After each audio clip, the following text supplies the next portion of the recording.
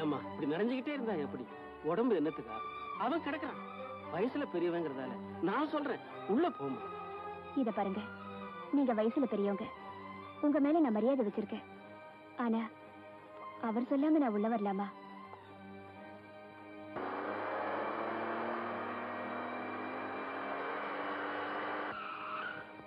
சின்னமணி, அட ஏன் பாபா அவளுக்காக இவ்வளவு கஷ்டப்படுறீங்க?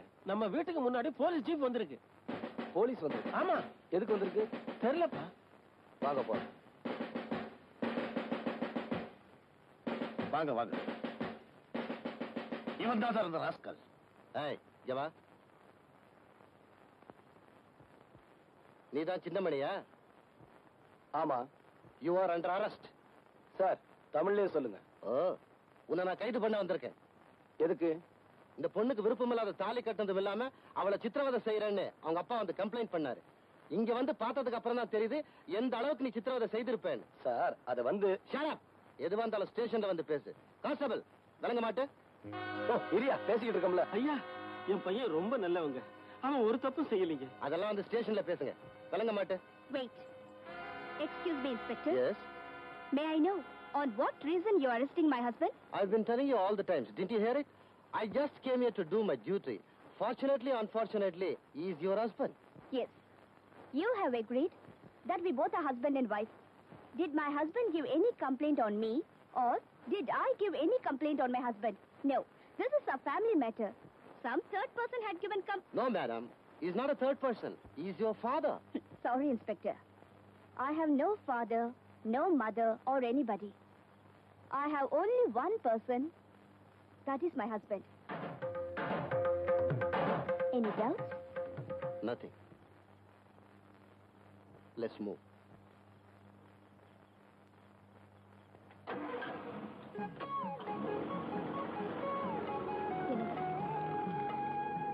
இத பாருங்க, பெத்த தாயையும் பறி கொடுத்துட்டு தகப்பனையும் உதறி தள்ளிட்டு உங்க வீட்டு வாசல்ல கையேந்தி நிக்கிறேன். நீங்க உள்ள வான்னு சொன்னா நான் வந்துருவேன். பாபா, அவளை உள்ள வர சொல்லு.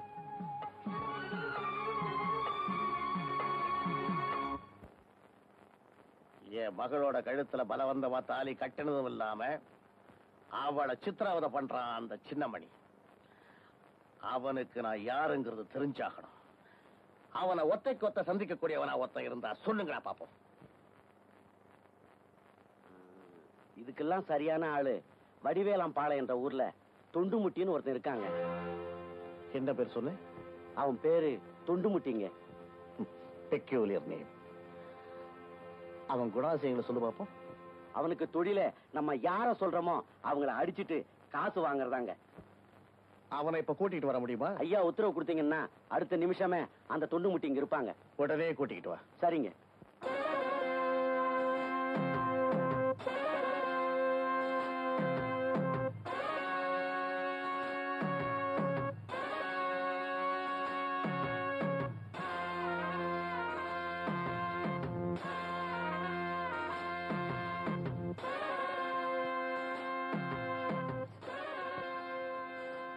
யாரு வேலு சொல்ல ஆனத எழுந்துங்க.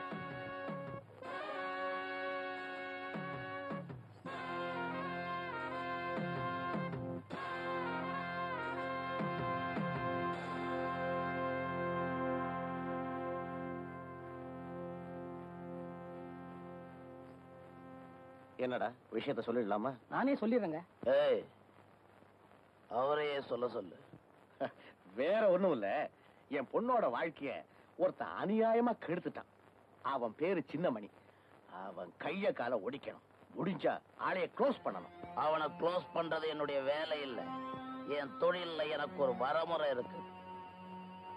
என்னன்னு கேளு. என்ன? நான் அடிக்க போறவன் என் அடிய வாங்கக்கூடிய அளவுக்கு அருகதை இருக்கான்னு நான் முதல்ல பார்க்கணும். அம்மன் கோயில் திருவிழாவில அவன் ஒருத்தன் 10 பேர் அடிச்சிருக்கான்.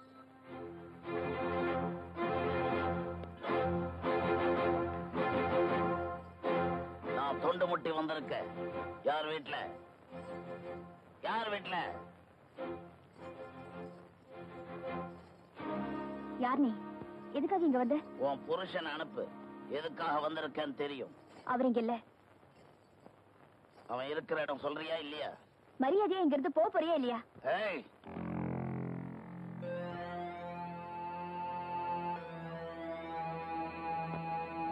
நீதான் சின்னமணியா? ஆமா. என் வாழ்க்கையிலேயே முதல்ல தோள்ல கை வச்சாள் நீதான். நீ தகராறு பண்ணணும்னே முடிவு பண்ணி வந்திருக்கிற. அதுக்கு இந்த இடம் சரியில்லை. வா போலாம்.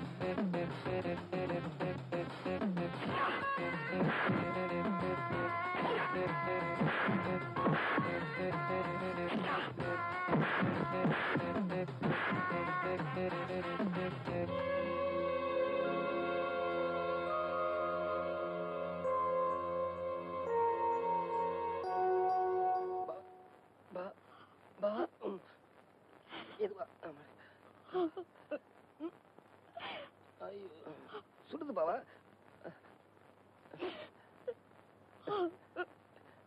எதுக்காக இங்க நின்னுகிட்டு நைனு அழுதுகிட்டு இருக்கா?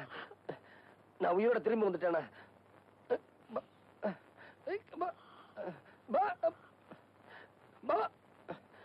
மெதுவா பாவா. அப்பா இப்படி மெதுவா கொடுத்தீங்கன்னா நல்ல சுகமா இருக்கும். ஏன்பா அழுகிறீங்க? நீயா உத்தரவு கொடுத்த? நல்லா இருக்குல்ல?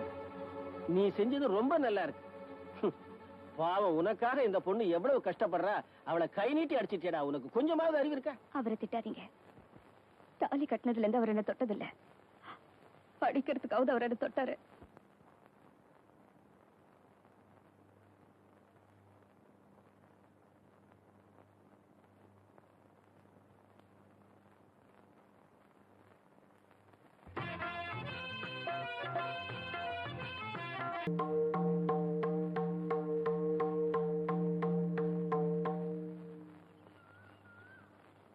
வள்ளி,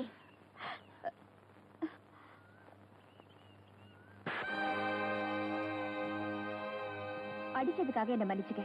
ஆனா நான் சொல்றதையே நீ கொஞ்சம் தெரிஞ்சுக்க.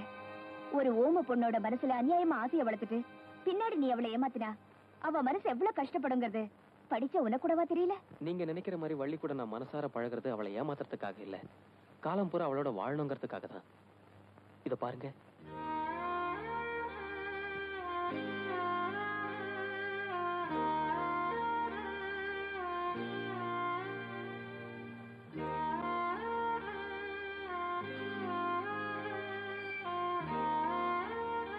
என்ன மன்னிச்சிருப்பா.